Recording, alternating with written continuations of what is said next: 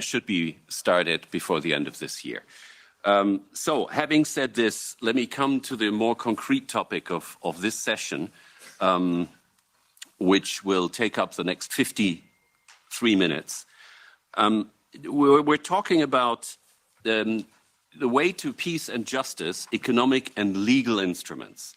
So we're not talking so much about the reconstruction of Ukraine. That will be for later during the day today, and it will repeatedly come up in the different sessions of this conference. But we're talking about sanctions, and we're talking about legal instruments to prosecute crimes against humanity, war crimes, and genocide. And let me, before I introduce the speakers, already at this point, shout out a big thank you to Andrius Kubilius' team with Caterina Monte, Alexandra Ramunas, and the others who have done a heroic job, as usual, in putting this together at the last minute with lots of last-minute changes. You will also see some in this panel here. But you've done a magnificent job, and it's really an honor and a pleasure to moderate this debate. So let me start with Sergei Lagodinsky, right here next to me, who is a member of the European Parliament for the Greens, and one of the most active in the United for Ukraine network and other activities that serve the purpose of this conference today. We will then have Vladislav Vlasiuk, advisor in the office of the President of Ukraine. He is going to join us online, like all the other speakers that I'm going to introduce now. That is partly for logistical reasons, but also some people have fallen slightly ill, so they will not join us in person. Bill Browder, the head of the Global Magnitsky Justice Campaign, right here on screen, is going to speak to us in a while. We have Mr. Anton Korenievich, who is now ambassador at large. He's in the small window, yes, waving down there. And he used to be the permanent representative of the President of Ukraine in the Autonomous Republic of Crimea from 2019 to 2022. Also joining us online. And last but by no means least, Maria Mezantseva, she's there, right. Who is a member of the Verkhovna Rada. She's one of those persons that can be in two places at the same time, I think. And deputy chairperson of the Committee on Ukraine's Integration into the European Union and chairperson of the Ukrainian delegation to the Parliamentary Assembly of the Council of Europe. Okay, so economic and legal instruments. I have proposed to our speakers to limit their initial kickoff remarks to 5 minutes. So let's see if they can stick to that. If not, you have to help me in reminding them. Because I do want some exchange between the panelists and between the panelists and the audience. Not the usual speech after speech after speech, and then suddenly the time is out, and the last speakers probably get much less time than the first. So that's not the way I want to handle this debate. Okay, Sergei, we start with you, and the question, the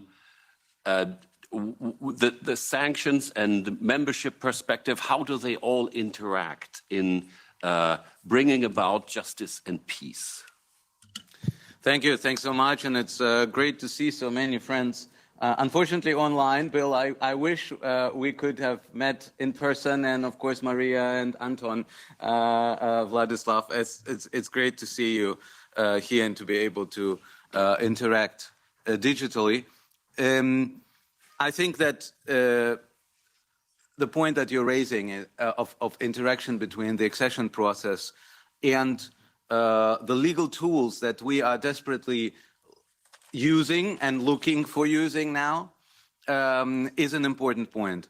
I think what we're seeing now, and I don't think I'm disclosing a secret. I mean, we had a resolution on sanctions just recently. I think one of the things that we will have to discuss as a European Union is the issue with deficits and weaknesses of a sanctions regime. The way the sanction regime has been working has its positive sides.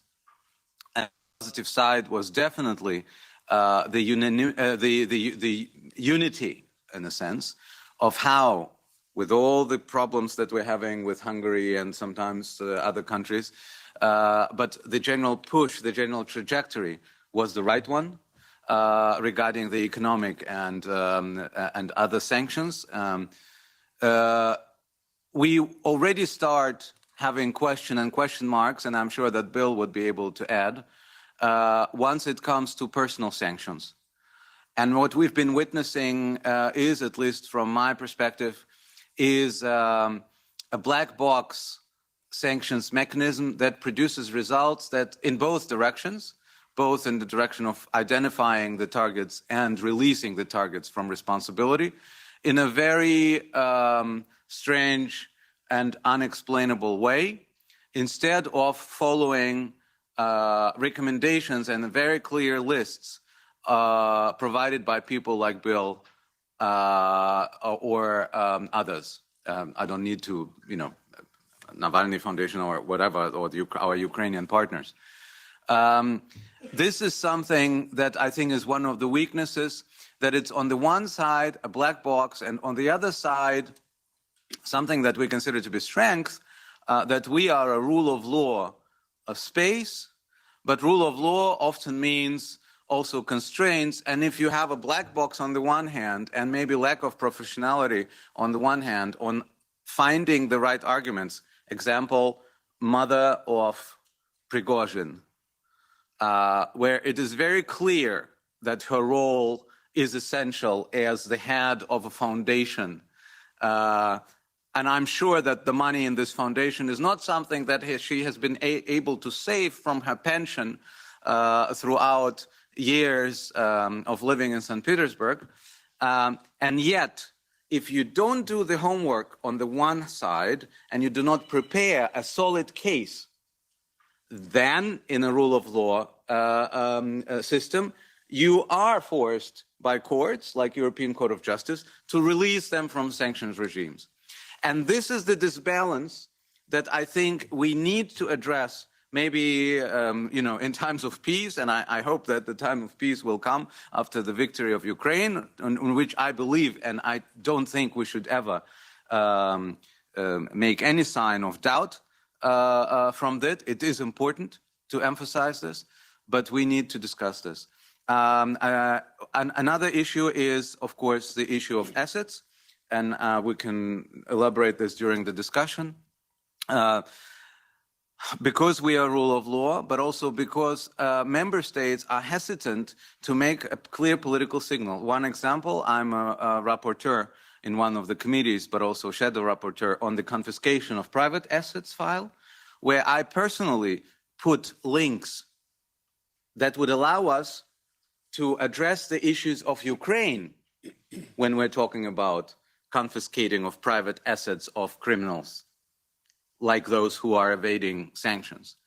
And now in the trilogue, what happens is that member states are deleting one piece by one piece, every reference to the international dimension of it, and making it a very important, but not the central point of this instrument. It's just a mafia, kind of an anti-mafia confiscation law, which we did not want. And von der Leyen did not want to have it from the very beginning. I mean, this was just a side effect. We wanted to address the issue of confiscation of private assets vis-a-vis, to the benefit of Ukraine.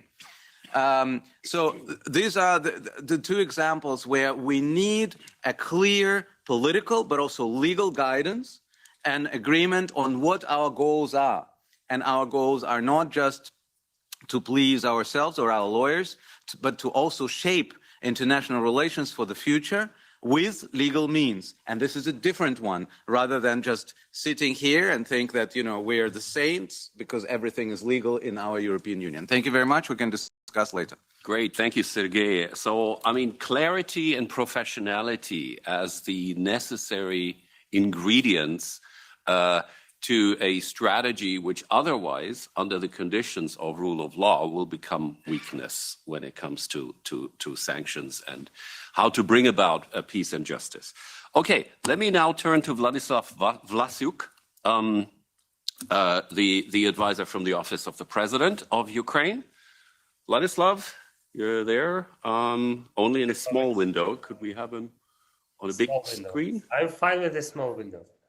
There we go. Okay, no, it's great. So what is your take on the economic and legal instruments?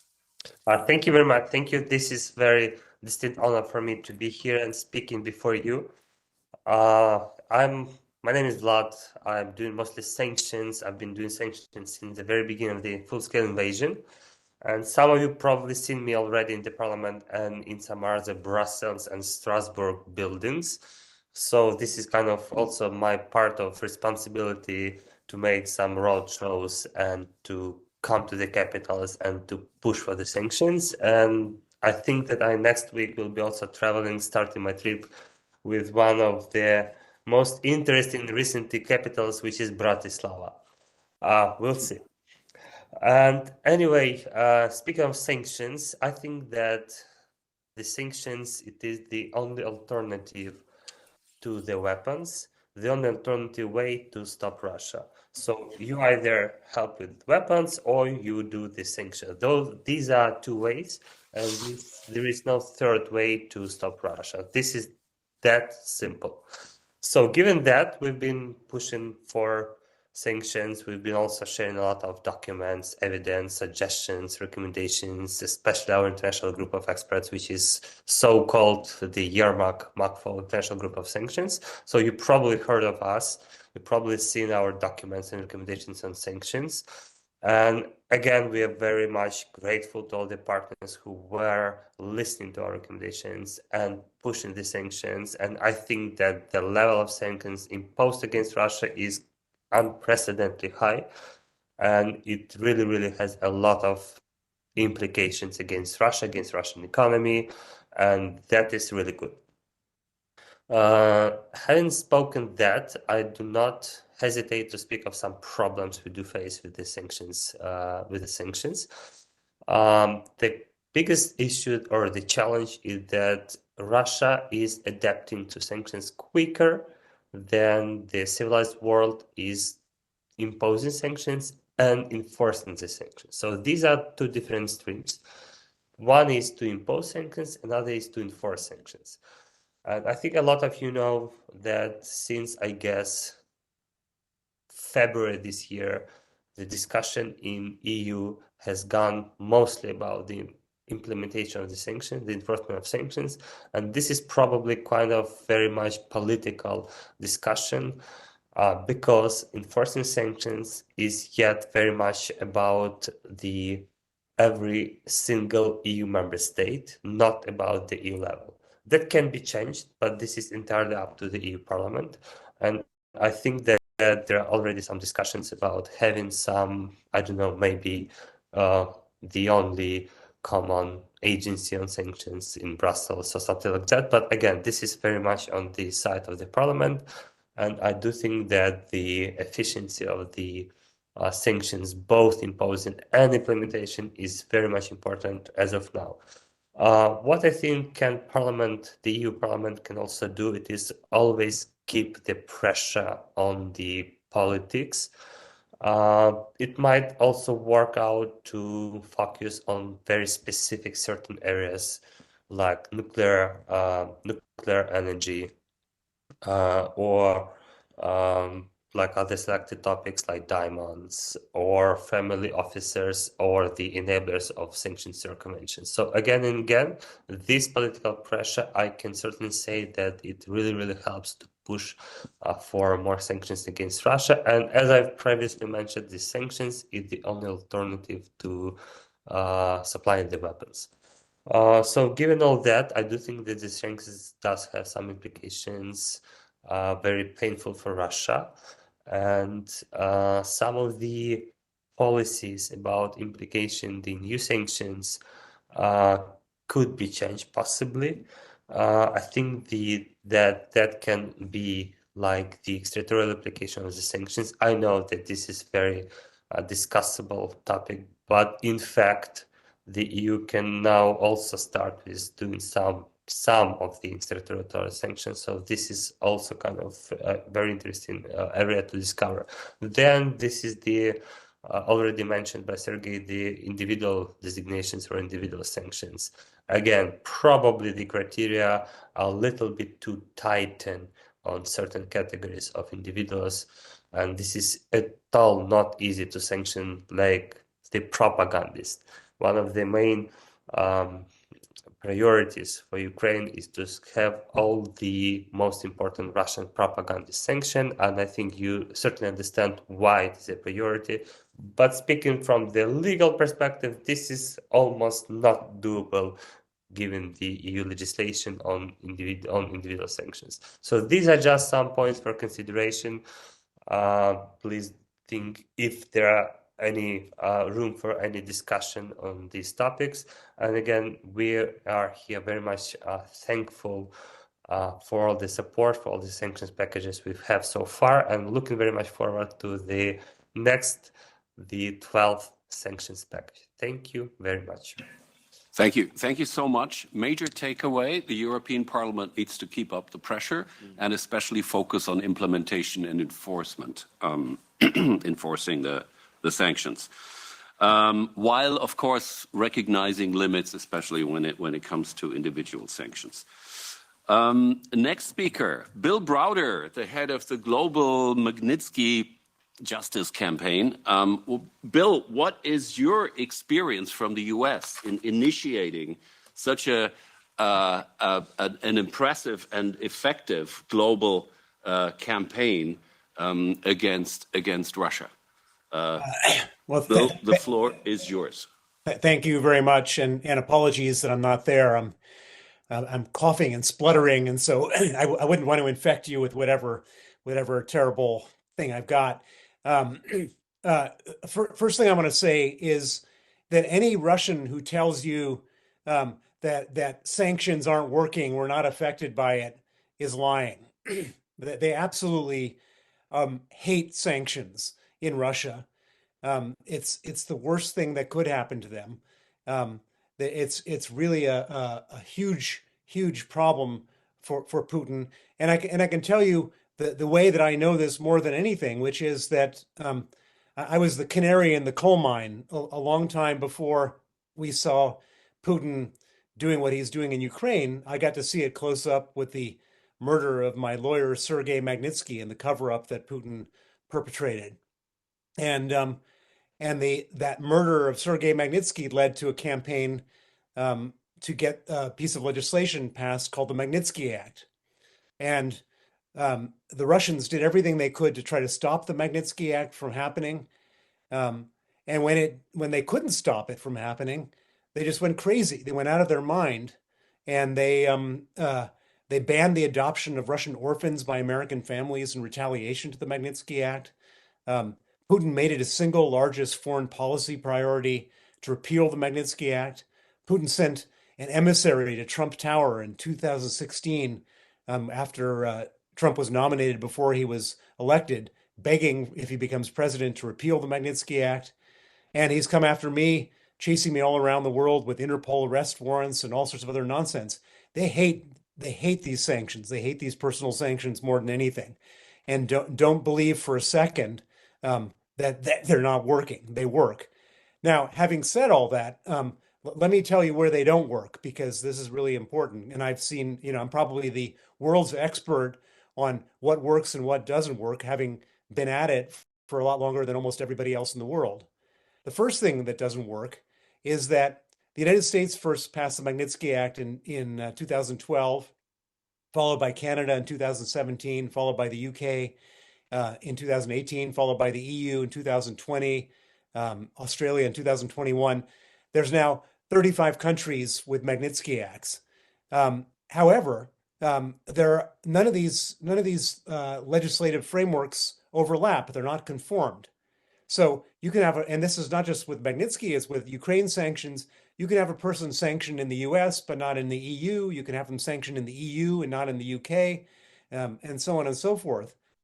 And so, for example, we have incidents where people who are directly involved in the crime that Sergei Magnitsky was killed over they're sanctioned in the United States, sanctioned in the UK, sanctioned in Canada, sanctioned in Australia, but not sanctioned in the EU.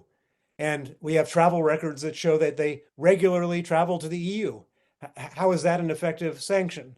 And of course, the same thing is true with all of the oligarchs. They're not on the same sanctions list. And so one of the big things I think, which is really important and needs to be pushed for, is conformity. That if somebody is put on one sanctions list of a major allied country, they should be put on all the sanctions list. You can't just leave these loopholes there, and there doesn't seem to be any sort of recognition or even desire to conform these sanctions lists. And I think that has to be a very top priority. And then the second thing that we've seen, and we've seen this just in the most obvious ways, of course, is sanctions evasion. There are numerous examples on the sanctions list of people who were involved in killing Sergei Magnitsky or the crimes that he uncovered. And like the moment that they got sanctioned, they moved all their assets into the names of their nominees or proxies or trustees. And we have the names of the people that they've moved them into. We've shown them to the U.S. Treasury Department and other people, but nothing happens. And this is happening in the Magnitsky case, and it's happening in all of the oligarchs involved in the Ukraine situation. It's happening across the board. These guys who are involved in the major sort of crooks of Russia spent all their lives stealing money, knowing that someone was going to come for their stolen money someday. And so they spent 20 years figuring out how to evade sanctions or whatever comes their way. And so these guys have 20 years on us, but none of these tricks are all that hard to understand. And we should absolutely be creating resources, putting big resources into fighting sanctions evasion. And then the last thing I would say is what I would call secondary sanctions. And this doesn't apply so much to the Magnitsky case, but it applies to all of the Ukraine situation. If all it takes is a quick perusal of Twitter over the last couple of days, and you'll see the amount of trade between the UK and Kyrgyzstan going exponential. And of course, same thing happens in Turkey. The same thing happens in various Chinese companies. And we should not be afraid to viciously go after those companies and those countries that are providing a way of circumventing the sanctions. And everybody's afraid of the EU and the US and so on. And we could throw that weight around much more mightily than we already do. And just to give you one final example, South Africa. South Africa is a country which was running joint naval exercises with Russia after the war started. South Africa is a country that apparently was involved in providing arms for Russia. South Africa is a country which has openly said that they support Russia and not Ukraine. How much trade does South Africa do with Russia? 0.5% of all their trade is done with Russia. How much of their trade is done with the EU, the US, Japan, etc.? 40% of their trade. We could be much more effective if we decided to tell South Africa, it's fine. You want to support Russia? Great. But don't expect to be doing any business with us. And I guarantee you, within about 30 seconds, they would stop supporting Russia. Thank you. Thank you very much. So a better international coordination in especially personal sanctions, and also a more stringent policy towards countries that still defy the sanctions regime. Let me move on now to Anton Koriniewicz, the ambassador at large, and ask him about can you focus more on the legal aspects here, especially when we're talking about the International Court of Justice or the special tribunal against a special tribunal against Russia's war of aggression. Anton, floor is yours. Good afternoon, dear colleagues. I hope that the connection is stable. Thank you very much for being able to be here today. It's a great opportunity, and it's really an honor and privilege. And thank you to the organizers of the conference, and to Sergei and Andrews and all the other members of the European Parliament who have supported our accountability efforts for many years. And we really hope that our accountability efforts will be supported by the European Parliament within next year and within the next term, and that this issue will be always high on the agenda. So actually, though this issue is really may sound a bit different, but this is the very reason why, in particular, all the sanctions are imposed, and why Ukraine tries to bring Russia to accountability as a state, and also bring to international responsibility those Russian citizens who commit grave crimes on the territory of Ukraine. This is a thing which we in Kyiv call lawfare, so which may be framed as Ukraine's response to Russian warfare on the battlefield. Ukraine uses each and every possible international legal mechanism and tool to bring Russia and its citizens to accountability.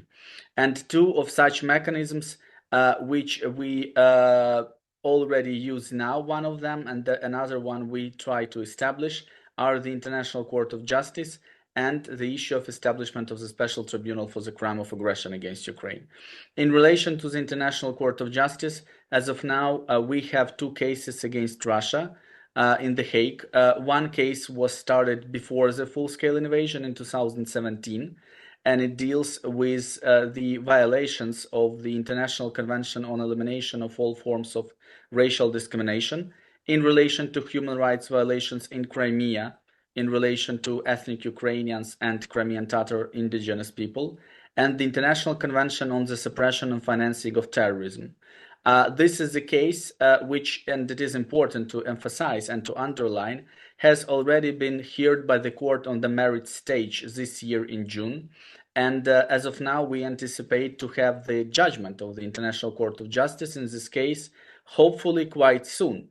And it will be the first judgment on the merits in all the international courts and tribunals in the cases Ukraine versus Russian Federation, as also in June the hearings on the merits were the first hearings on the merits within all the international courts and tribunals.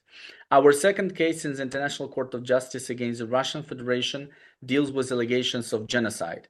I'm sure a lot of great people in this room are aware about this case, where we try to bring Russia to accountability for the violations of the 1948 Genocide Convention, which actually we will celebrate 75th anniversary of it on the 9th of December, so in several weeks, in several days. By falsely alleging that Ukrainian officials and Ukraine itself has committed genocide in the territories of Donetsk and Luhansk Oblasts of Ukraine since 2014. So we believe that such allegations are a violation of the Genocide Convention, and that Russian Federation must be brought to accountability for such false accusations and allegations. This case has been listened to on the face of Russian Federation's preliminary objections. It was done in September. So we are now anticipating to have the judgment of the ICJ in relation to whether the court has jurisdiction to listen to this case on the merits. And it is also important that this case is an unprecedented in the history of the International Court of Justice due to the high number of intervening states which used the special mechanism and tool which is there designated in the ICJ statute, which lets the states which are parties to the multilateral treaty, multilateral convention, to intervene within the case where they feel that the issue of application and interpretation of some international multilateral convention is important for them. And in this case, 32 interventions of states were decided as being applicable. And on the 20th of September this year, 32 states presented their interventions in the ICJ. Again, I would reiterate, this is the first time in the history of the ICJ when we can see such an unprecedented level of, I would say, states' interest in right interpretation and application of the Genocide Convention. And another issue is the court, which we still do not have, but which we hope we will have. And this is the Special Tribunal for the Crime of Aggression against Ukraine. We started to work on this project as also in relation to the ICJ case on allegation of genocide after the start of the full-scale invasion of the Russian Federation in February 2022. And within this year and a half, we reached quite good intermediate results of our work. And I must admit that it is all due to the support from the European Union institutions, European Parliament, our colleagues from European Union member states. So really we see and feel that this issue, accountability for grave international crimes, accountability for the crime of aggression in particular, is of big importance for European Union. So that is why here I would, of course, be grateful to the European Parliament for a strong voice in supporting accountability for the crime of aggression against Ukraine. We may see this in particular today during this conference, during this panel, and during the main conference a bit later. Also, on the 19th of January this year, the European Parliament adopted the special resolution, the establishment of a tribunal on the crime of aggression against Ukraine, which is especially dedicated to the need for the establishment of a special tribunal. On 19th of May 2022, in the European Parliament's resolution, The Fight Against Impunity in Ukraine, the issue of the tribunal was inside this resolution and was really important for the European Parliament. The issue of the special tribunal and support to its establishment has also been included into several other resolutions of the European Parliament. So we see and we do appreciate and value the support of the European Parliament, and we hope that it will continue. And also the support of the European Union as a whole. When we talk about, for instance, establishment of ICPA, International Center for the Prosecution of the Crime of Aggression, which is the first post-World War II international effort to investigate the crime of aggression in case of its real perpetration. So ICPA is a value itself, and now it works in The Hague within the premises of the Eurojust with the support from the European Union. And also the core group of states, which now includes 40 states and representatives of several international organizations and European Union institutions like European Union External Action Service, Commission Services, DG Just, and Council of Europe. So with this, we see that we are moving in the right direction, and we hope that we will be able to find out the modality for the establishment of the special tribunal, which will be the most effective, legitimate, and credible one. So we are sure that we will do our job.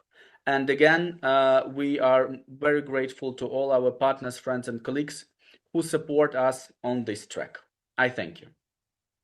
Thank you so much, Anton. And let me just summarize that, one of the main elements of justice and peace will be to bring Russia to accountability, and using instruments like the International Court of Justice, the Special Tribunal, in issues ranging from human rights violations in Crimea to financing terrorism to genocide accusations. And finally, the point that is most pertinent at the moment is the crime of aggression against Ukraine, where the European Parliament should actually put more pressure on demanding accountability from Russia.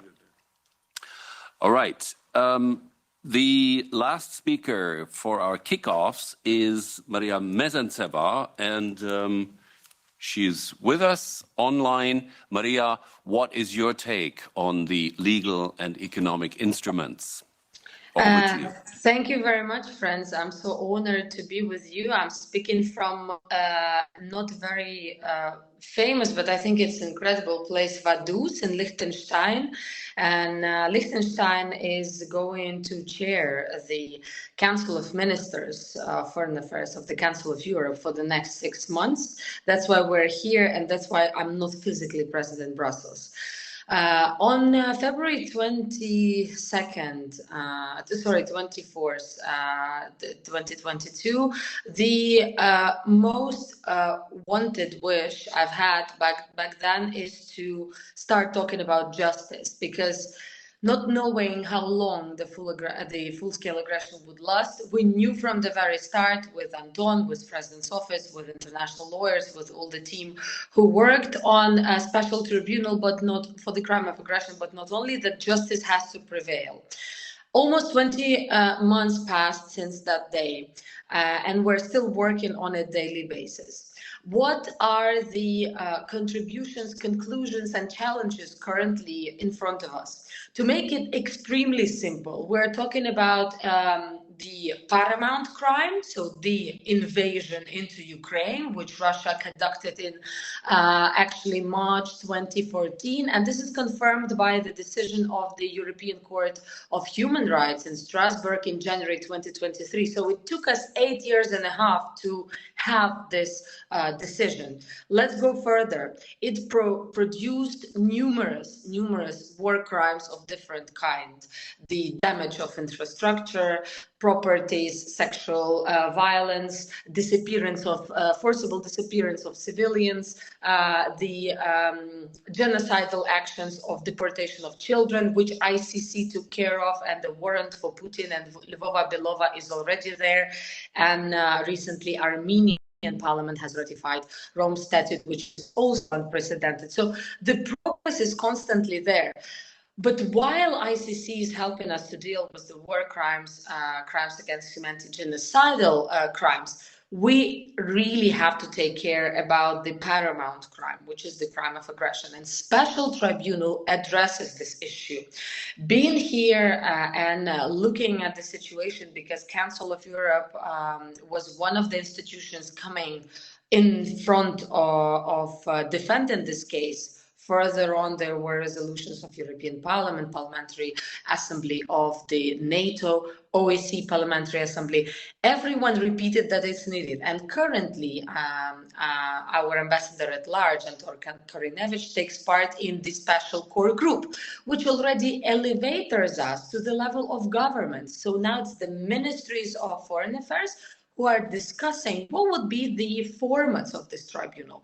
I want to reassure you, friends, we don't want to create something which in the coming years might be put on discussion whether it's legitimate. That's why we are not in favor of conducting work on sort of hybrid tribunal or placing it in Ukraine when Ukraine would prosecute the leadership crime, and that would literally not make sense. Also, the leadership of this crime, which makes sense that Putin, Lavrov, Shoigu, and around 20-30 people indeed took active actions to plan, conduct, and order to do these crimes. They have three of them, Putin, Lavrov, and Shoigu. They enjoy immunities, and that's what ICC cannot help us with. That's why the format of the special tribunal, sort of an agreement between many, and here we were talking about the UN platform, which is not very possible. However, in January 2023, the UN General Assembly supported peace plan of President Zelensky, and one of its points is justice, special tribunal, prosecution of war crimes, bringing back the deported children. That is to say that sort of 143 states supports peace plan of President Zelensky, but if we put it on a separate vote at the General Assembly of UN, we probably will not get the same support, because the Global South has their own justifications, so on and so forth. That's why, friends, what we are planning to do, we are planning to formalize this vision of how the tribunal should look like to be legitimate, to be able to prosecute these war criminals at the top level, even if it happens in absentia, because this is a demand of Ukrainian people. This is the demand of many who are suffering currently in many countries of the world. The UN calculated this is 93 states and 1.7 billion people at least. touched by the food security, energy security, economic crisis, financial crisis, etc. Therefore, in Council of Europe, we also proposed to be given this mandates to the government. So at the parliamentary level, European Parliament, Council of Europe, national parliaments, we've exhausted our efforts. Now it's up to the governments to decide. We will go to US very soon also to promote it, because there's a bill which also already passed for the first committee and Congress to be voted. And Bundestag is sending us very good signals.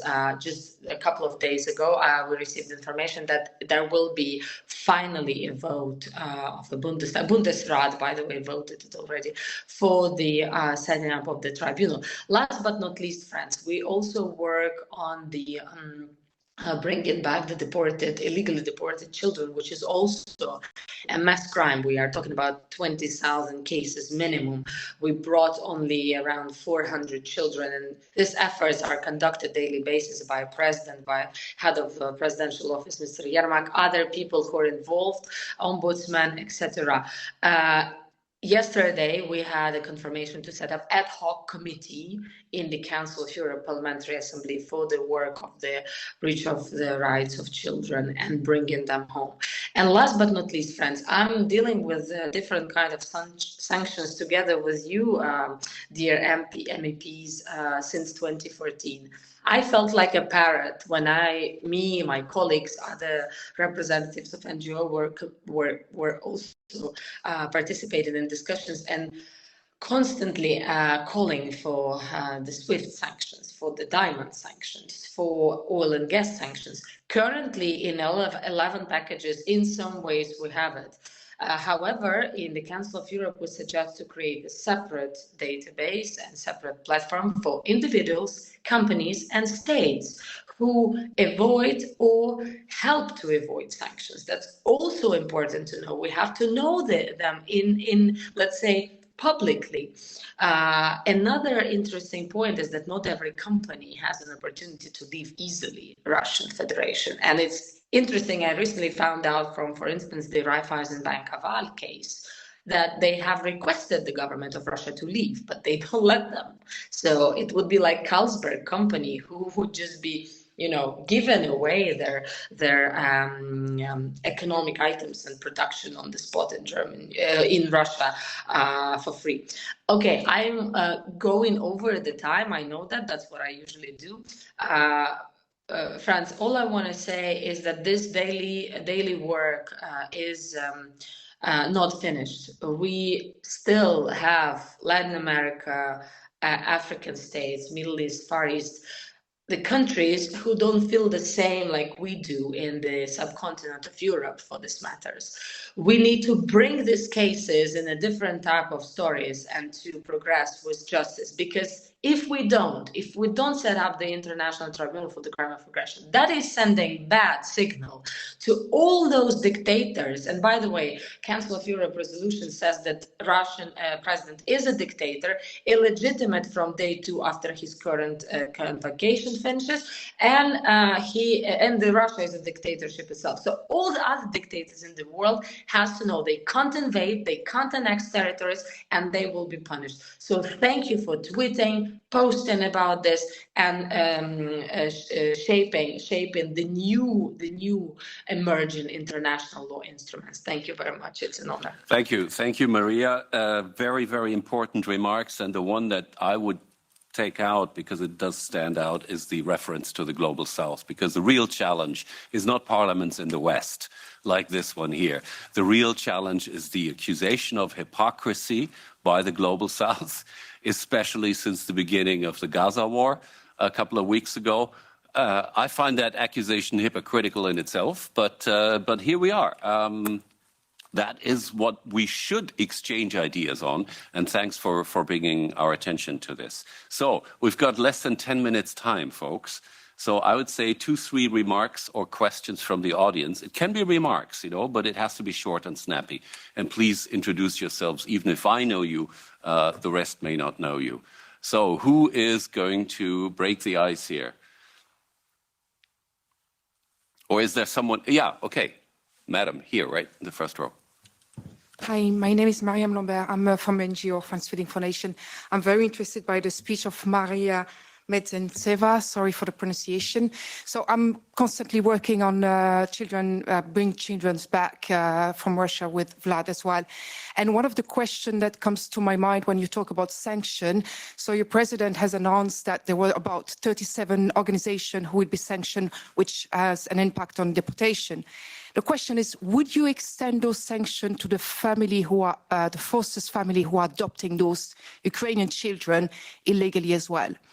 Because for the moment, it's based on only NGOs and of course the government in Russia, but I didn't hear anything about extending those sanctions to those potential family who are adopting those children, because this is an expedite adoption, in order to discourage them to adopt Ukrainian children. And also, if that happens, how it will reach out to them, because knowing that the information is not reaching out to the Russian. Sorry, that was a quick question, but very important. Very concrete. Thank you so much. We'll take 2 or 3 more. Yes, if they're short. Please go ahead. Yes, sure. Sergei Sidorenko, European Pravda. I'd like to focus on special tribunal, and that's a question, I guess, to everyone who would like to answer, not only to Mr. Koronevich and Madame Medzentseva. Do you see a real perspective that this tribunal can start working before we win the war? Because now I see that the process have a bit stalled in a time frame. Thank you. And one more. Sir. Alexander Boyankov, International and EU Sanctions Platform. Just very shortly about the anti-circumvention, because we in 11th package, we already have this anti-circumvention instrument. If I may, just a question to European side, whether you have any kind of ideas of implementation or already implemented issues in this case. Thank you. All right, let's just have 1 minute each of our panelists and start with Sergei right next to me here, who has to leave at 11 sharp. So we're not going to extend this beyond. So, Sergei. Thank you. The 3 points. Thank you for the focus on adopting families. I think this is a very important issue. I take it with me. Regarding the tribunal, I do think that we're losing momentum, or we have lost momentum on this issue. And actually, it's great that we have this panel and that we see each other, Maria and colleagues. Maybe we should make another push. We pushed, and I myself pushed for the resolution of the European Parliament once, and now maybe we need another resolution with an updated version and an updated situation. Regarding circumvention and implementation, as I said, this is something that is dear to our heart and a very important issue. We do have very technical, legalistic problems. And I know, by the way, that, for example, when I talk to state prosecutors in Germany, they're saying, leave it to us, do not centralize it. If you centralize it or give it to European public prosecutor, which, for example, my political group is advocating for, I am a little bit more skeptical, then you're taking it out of our hands and we cannot actually prosecute in an effective way. So Europeanizing is not always good. We should be watching when does it make sense and when it doesn't. And here I would rather go on the national level and would go for national governments and put them to account why certain people have still villas and houses and et cetera, We know all who we're talking about and where. Thank you very much. Looking forward to continuing cooperation. Thanks a lot. And we continue with Vladislav. Could you please address maybe 1 point? Thank you for that questions. Hi, Mariam. Speaking of designating the families of those who are adopting the kidnapped Ukrainian children, yes, this is something I think should be done. And this is exactly what I was mentioning in my speech. It is to extend the legislation, thus to allow to designate more categories of Russian individuals and to do it more easier. So this is a point. Thank you. Thanks very much. Bill Browder. Well, let me just speak quickly about circumvention and enforcement. I'm very much not a fan of EU enforcement. Anything that's done at an EU level tends to be watered down by EU inefficiency or consensus decision making and so on. Having said that, I'm also not too excited by national enforcement. I was just on a call with a French journalist yesterday who informed me that there's only 9 people in France involved in prosecuting sanctions evasion in the whole country. That seems like a very small team and not a very helpful statistic if we're trying to address such an enormous problem. I think that this is a high priority item. It should be done very aggressively at national level, and there has to be really meaningful wins for people to feel threatened by evading sanctions. Thank you. Thanks very much. Anton. Yeah, I will try to be quick. I do not think that we lost momentum for the establishment of the tribunal, and I do think that it can be established while the war is still going on. It is up to the fact that the choosing of the modality for the tribunal is not the easy thing, and it takes time. But it's quite natural. I would again reiterate that just in July, ICPA started to work in The Hague, so it means that the first step is done, investigation. And after investigation, prosecution. So I do believe that we have good chances. And moreover, now we discuss so-called third options, alternative options to establish the tribunal. So we are not stuck in a deadlock with several options proposed before. We try to find out what can be done, what can be our solution, what can be our landing zone. And I'm still optimistic.